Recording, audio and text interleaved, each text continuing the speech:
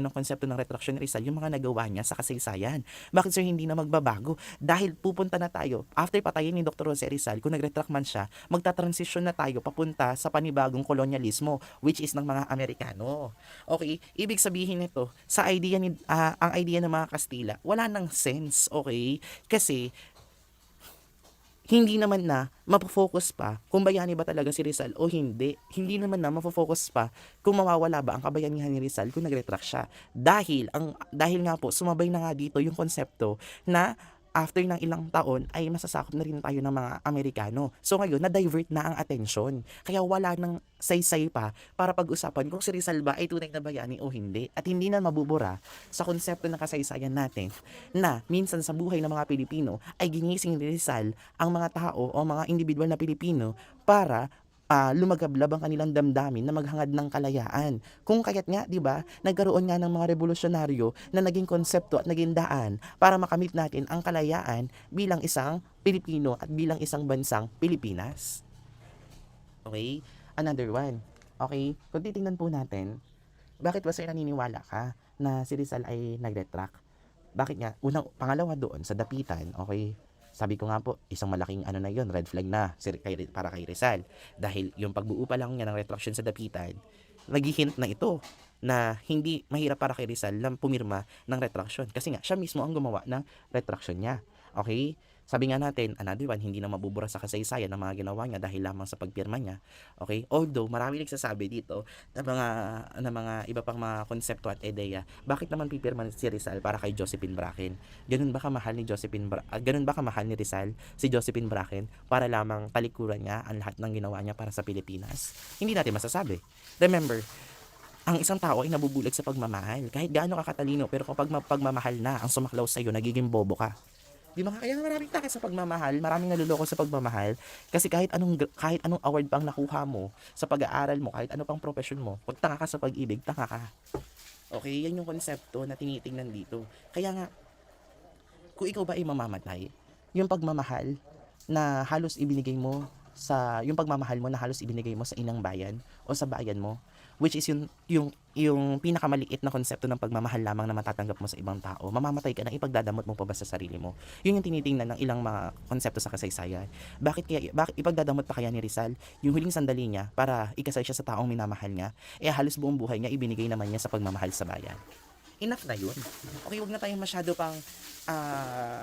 tayong selfish para kay Rizal. Si Rizal yan, okay? Sariling pasya niya kung paano nga ba niya tatahakin ang kanyang buhay. Kaya hindi natin alam yung konsepto ni Rizal kung konsepto ni Rizal, bakit nga ba niya ipinagpalit yung kanyang kasal, yung kanyang pagiging bayani o kanyang mga nagawa para sa bayan dun sa simpleng kasal lamang na hinahangad niya kay Josephine Bracken. Paano kung dito siya magiging masaya sa huling sandali niya? Bakit natin ipagpapakait ito kay Rizal?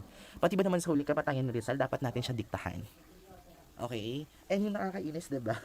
Kahit kasaysayan ka na, kahit parte ka na ng kasaysayan, yung buhay mo, kahit patay ka na, kahit hindi ka na humihinga sa mundo na ito, pinapakailaman pa rin ng mga tao base sa espekulasyon kung ano ba yung nais nilang paniwalaan doon sa desisyon na dapat mong gawin. Okay, kumbaga, yung desisyon ng isang tao ay kinakailangan ibase doon sa nais paniwalaan ng mga tao. At ito yung nangyayari kay Dr. Jose Rizal. Kung kaya't itong debate na ito ay nagkakaroon ng walang sense daw. Kasi ano bang sense kung nag-retract si Rizal? Wala naman na tayong problema pagdating sa simbahan. Okay? Maaaring ito yung maging parte ng kasaysayan natin. Pero anong connection na ito at anong mababago nito sa buhay natin kapag nalaman natin si Rizal ay nag-retract? Mahahabol pa ba natin si Rizal sa hukay para sabihin, hoy, bakit ikaw? Nag-retract ka. Akala ko ba ayaw mo sa simbahan? Hindi mo naman na magaganon si Rizal, di ba? At the same time, okay, kung nag-retract man si Rizal at binawi niya sa sinabi niya sa simbahan, desisyon niya yun. Okay? Bakit po sir? Ano po bang meron? Kasi ngayon, kung titingnan natin, wala man ang konsepto ng Kastila sa atin at hindi man tayo sakop ng Kastila, tayo pa rin ay sakop ng relihiyon at naniniwala pa rin tayo sa Katolisismo. At ngayon, ang paniniwala natin sa Katolisismo ay may sigit pa sa paniniwala natin sa mga panahon ng mga Kastila. Bakit po sir? Dahil nagkakaroon pa tayo ng pista, okay, para sa mga puon. At the same time, meron pa tayong araw-araw na pagsisimba na kung saan ito ay kinikilala ng mga Katolisismo. So, ano pang sense? Kung si Rizal man ay nag-retract o hindi. Nagigets niyo po ba yung point? Pero ayon sa kasaysayan, naniniwala ako na si Rizal ay nag-retract. Okay. Kung hindi man kayo naniniwala sa konsepto na ipinapahayag ko sa inyo, nasa sa inyo po yan. Sabi ko sa inyo, kayo bahala magdikta sa nais ninyong paniwalaan doon sa kasaysayan na nangyari sa Retraction Rizal. It based on your perception, it based on your idea, in your belief. Kung hindi ka naniniwala sa simbahang Katoliko, maaaring maniwala ka bilang isang Rizalista. Kung ikaw naman ay naniniwala sa simbahang Katoliko, maaaring naniniwala ka na nag-retract sa Rizal. Pero ako na magsasabi sa inyo bilang isang guro sa kasaysayan, at the same time bilang isang Katoliko, okay, na kung saan hindi dahil Katoliko ako, naniniwala na dapat ako nag-retract si Rizal. Ito'y base lamang po sa mga impormasyon na nakalap at nahanap ko na si Rizal ay nag-retract talaga. Okay? Kasi naniniwala ako sa NHCC, which is the National Historical Commission.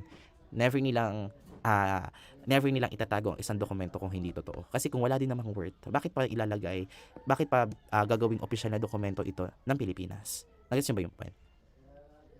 Tatandaan, tayo ay nagkikrave sa katotohanan at ebidensya kasi nga hindi tayo marunong magdokumento. So lahat ng mga dokumentong totoo ay binibili natin. Lahat ng dokumentong totoo ay tinatago natin. Bakit, sir? Kasi ito ay magdadagdag ng kaalaman patungkol sa ating kasaysayan. Kaya ito ay tinago kasi totoo nga nag-retract si Rizal. Tapos ang usapan, nag-retract si Rizal. That's all.